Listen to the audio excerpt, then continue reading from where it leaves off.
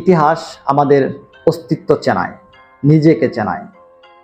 আপনি যদি এই বাংলার ইতিহাস সম্পর্কে জানতে চান, তবে এই ভূখণ্ডে ভাসানী, শেরে বাংলা, শেখ মুজিব, জিয়াদেরকে যেমন বাদ দিতে পারবেন না, তেমনি এই বাংলার খেটে খাওয়া সাধারণ মানুষদের ইতিহাসকেও আপনি অবমূল্যায়ন করতে পারবেন না।